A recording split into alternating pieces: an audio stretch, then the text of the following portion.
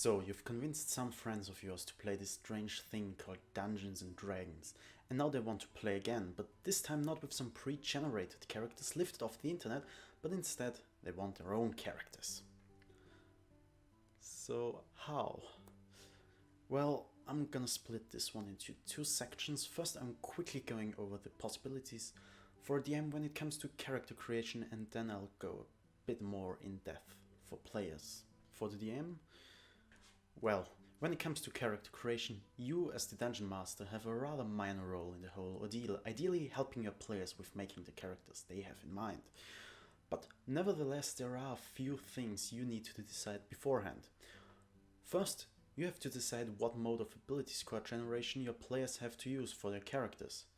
The Player's Handbook offers three possibilities, but I'm sure if you're not happy with either of them, you can find others as well.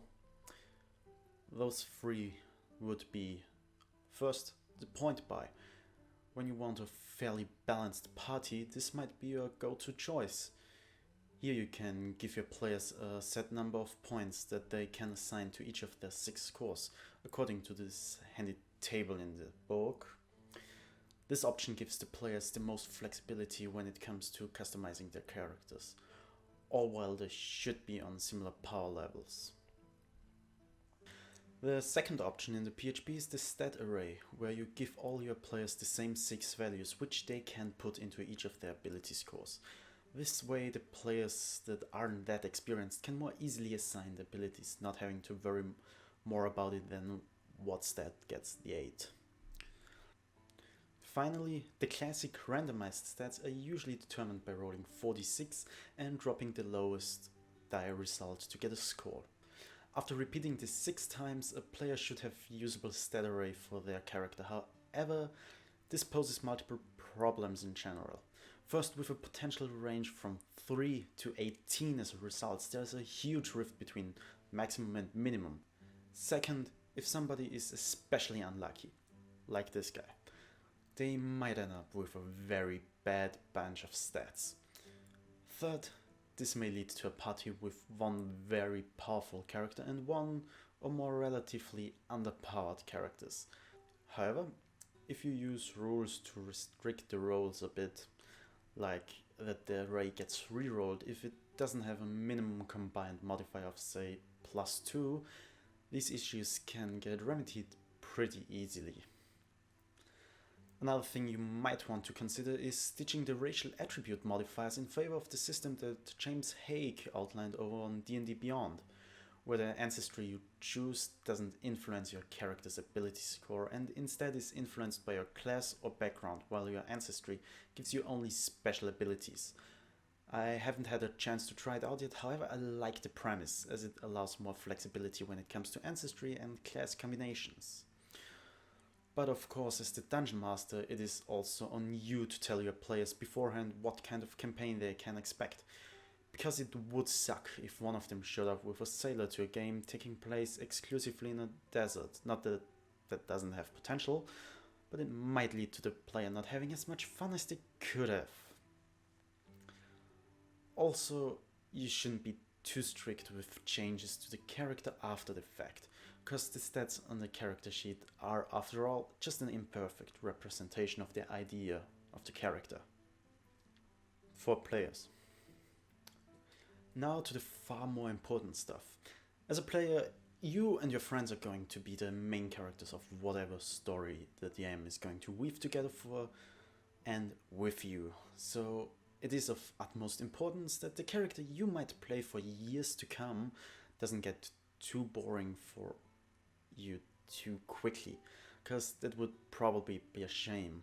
If you're actually unhappy with your character, just talk to your DM about it. I'm sure they'll be more than willing to help you either find ways to make your character fun again, or if need be, try and give the character a suitable exit and enable you to play someone else. So, there are a few things up first. It's kinda important that you talk and listen to your Dungeon Master about what kind of game it's going to be, because again, if you insist on playing an active sailor in the middle of a desert with no real hope of seeing the sea or really even a ship, you might have a bad time even if the DM tries their best. Next, Work with your DM if you have some cool idea you would like to play, but the stuff that is currently available to you doesn't appear to fit what you want. Maybe they know something that fits more closely what you want, or both of you can work together to reach that point. They could homebrew something. So, character creation. Let's see. Well, we might as well start out with questioning what kind of player you might be. Do you want to be the best in what you do, and what you do isn't the only thing you're really good at? Well, that means you might be a min-maxer. Or do you want to make the best of the tools you are given to play a character that is well suited for most situations? Then you might want to play a rather optimized character. Or do you not really care about all the math aspects of the game, but rather would like to just be weird, quirky, fun? Then you can disregard the stuff that follows now. Min-max and optimizer, whether you just want the biggest possible modifier in everything, be adequately capable or just dice cursed like me, and need to play an optimized character to even keep up with all others in the party because of your terrible luck. You're looking to get the most of, or at least best out of your character when it comes to all things math. Now both of those things, but especially the min-maxer, often gets lumped in with the power gamer that usually also happens to be that guy. But as long as you don't actively try to pull all the spotlight on yourself and do it all at the expense of the other player's fun, there really are no problems with either of those two approaches. Well, except that if you play a min-maxed character, you might often encounter situations you are so ridiculously unsuited for that you effectively turn into a bystander, which isn't great after a while, just as a disclaimer. With 5e, min-maxing isn't really that much of an actual thing anymore, but it's still doable to an extent. One of the most important things to do this successfully is to either know the system and its intricacies very well, or know where to look for necessary advice to build an effective character. Personally, I'd suggest the Giant in the Playground forums for that. As it stands, 5e isn't a math-heavy game that earlier editions were, where it was pretty easy to have modifiers over 10 quite early in the game. Looking at you there, 3rd edition. And thus, min-maxing is now more about using different abilities from different sources to have them synergize as well as possible with each other. Meaning you might multiclass not for the sake of story, but simply so you can be better. It's now about combining class powers, like the Warlock's quick recharging spell slots and the Paladin's smite ability, or the Sorcerer's meta magic and, well, Warlock's cantrips. Generally, all class combinations that go off of charisma seem to work especially well together. All of this, of course, requires planning ahead on how you build your character over the course of the game for maximum efficiency. It might be stigmatized as hell, but as long as you don't steal the other player's thunder with it, there's really nothing bad about it, though you might be the reason the DM throws more powerful enemies at all of you, which might earn you the ire of your friends. Optimization, on the other hand, isn't nearly as focused on getting the deadliest character of them all, and is instead just about making a character that works well mechanically. That of course also forms the basis for min-maxing, which is why many lump them into the same group of being a munchkin. With munchkin I mean someone who is only playing to win the game, all others be damned. It's a game after all, and games need to be won, don't they? But neither min-maxing nor optimizing actively aim for that, but are the tools of power gamers and munchkins everywhere alike. The main difference between the two being that one of them maximizes the effectiveness of their character within one part of the game, usually combat. It can also be social interactions, for example, while the other tries to have a more balanced but still effective character. So an optimizer would try to be at least good in both aspects, but not necessarily the best. Here you mainly look for what kind of ancestry and class combinations work well together for what you want to play. As with the min-maxing, it helps to know the system already, but you're usually not out to exploit how class abilities work together outright. That's probably more of a side effect for you. I personally largely subscribe to that philosophy because, to be honest, the dice gods have abandoned me at birth and probably cursed me since then, just to top it off, to finish me. And when making such a character, you'll want to look out for ancestries that complement your class of choice, so that one or more of their ability score increases already add to their ability scores the class you chose relies on. For example, a half-elf or tiefling that gets a +2 bonus on charisma would make an excellent choice for a charisma-based class, like the paladin or the warlock. Meanwhile, a high elf who gets a bonus to intelligence and dexterity might not be the optimal choice for a barbarian, who mainly relies on strength and constitution. Mind you, these two methods both kind of rely on the DM using the standard creation rules and not the alternative racial attribute method I mentioned before. But if they do use that method, lucky you, cause now you have even more freedom than before and can even choose what kind of ancestry based special ability you have that might fit nicely to the rest of your build. Or alternatively, you gain much more freedom when it comes to making interesting new characters, which also kind of bring me to the third one. If you don't really care about how your character performs in situations where you have to roll the dice and just want to enjoy the game, you are as free as a bird to choose whatever fun kind of character you want to play. You're not as restricted by boring things like rules and math when it comes to your character, like the optimizer and the min-maxer, and can make your character as a spur of the moment decision and have a blast with it no matter how good or bad they are in any situation.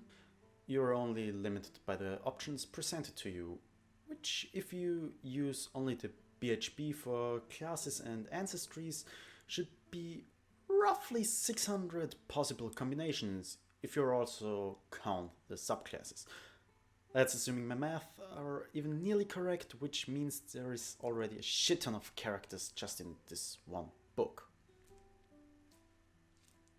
And then there is also the background. You get to choose freely, which, true, the other two methods can also do, but this increases your possibilities to, I think, somewhere in the ballpark of 11,000 possible characters. And you can multi-class too, but who's counting? It should be almost 500,000 possible combinations again, assuming I can math, which is arguable.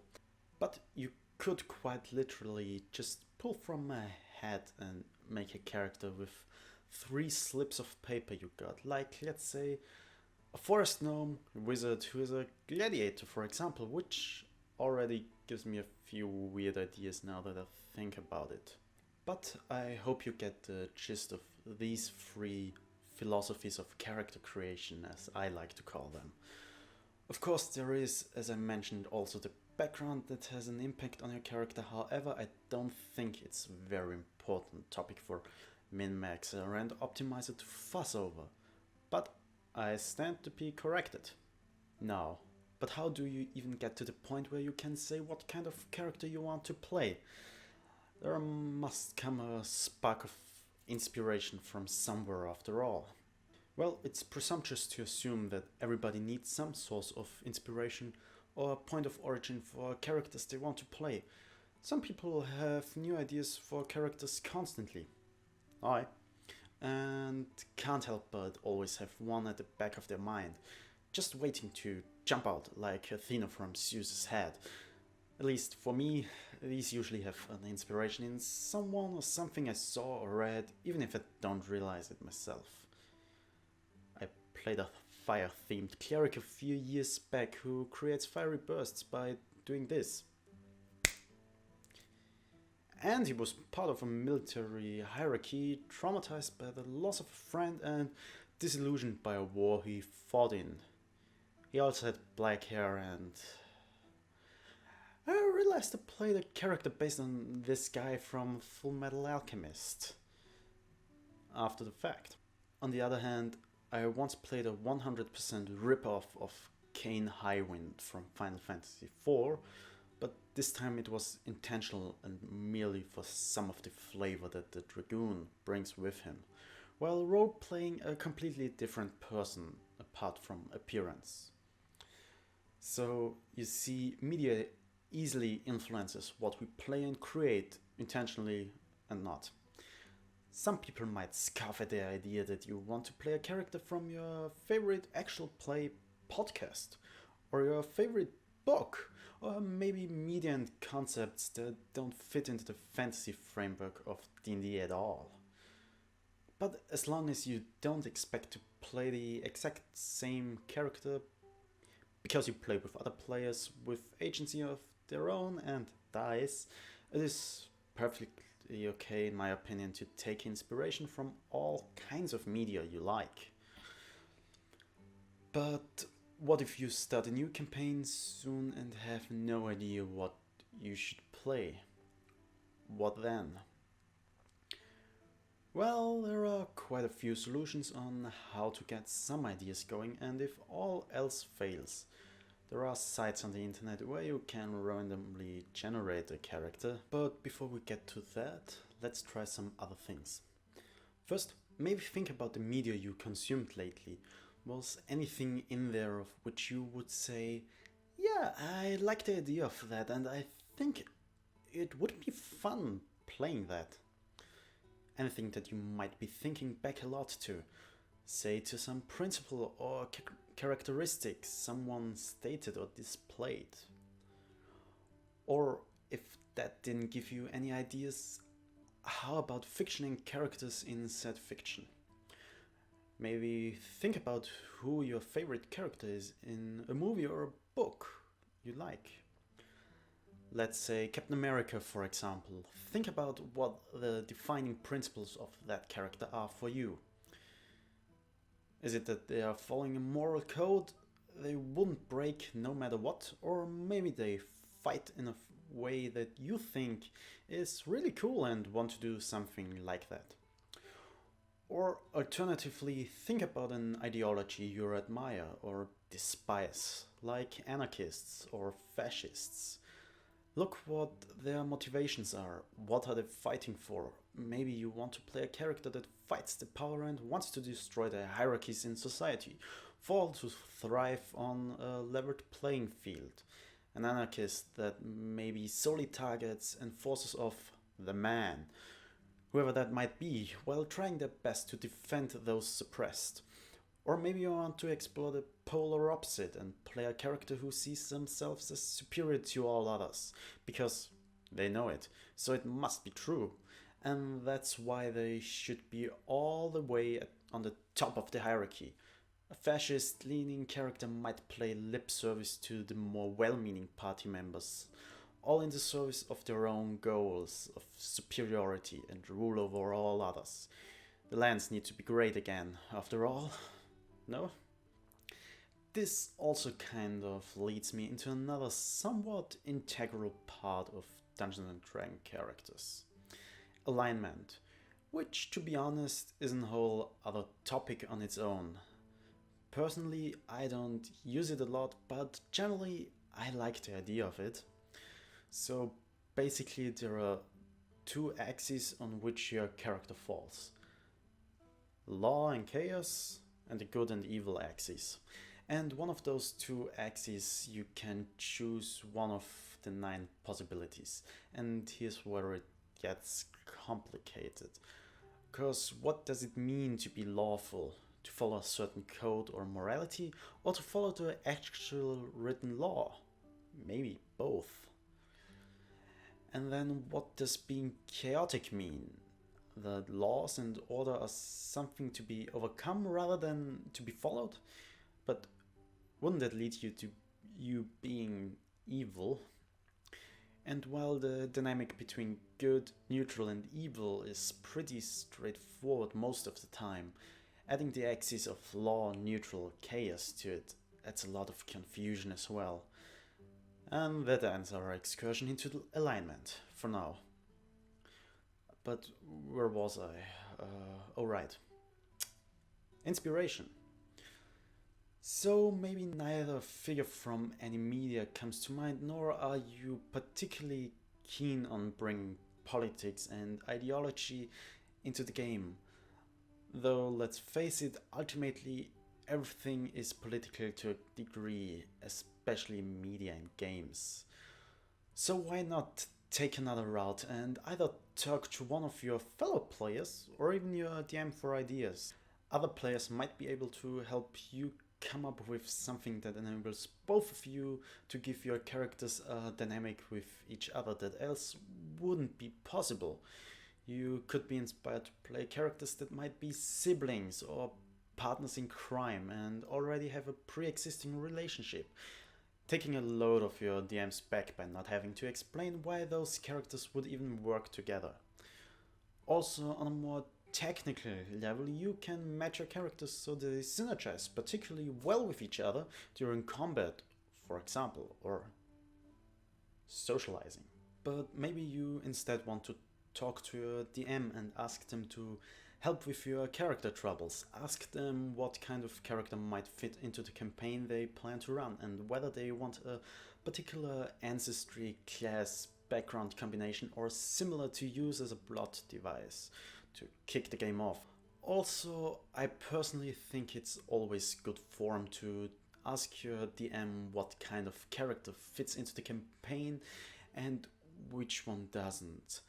It might help minimize friction in the long run, but this way your character will not feel out of place in the game the DM is going to run, and it might help deepen your investment into the game and help you with your own ideas too. The final option I personally also like before I go to character generation pages would be just flipping through the rulebooks or looking up a list of options online. Especially if you're not that well versed with what stuff there actually is, simply seeing what is at your fingertips might help. Because if you don't know that you can play a Triton Samurai or a Githzerai Horizon Walker, you probably won't even consider something like that. And now I want to play both of those. Damn it. And then we have random character creators like the random generator on donjon.bin.sh or fastcharacter.com. Of course, here you're running the risk of having a character thrown at you that neither fits the campaign nor is particularly well off mechanically, but that doesn't necessarily mean it isn't fun playing them. Might be incredible. So, after I subjected you to this ramble for far too long, I've only got a final reminder. It is your character. Don't let anybody else tell you what's wrong with it, and as long as everybody has fun, it's fine. And if not, talk to your DM so the two of you can figure out something. I hope you liked it.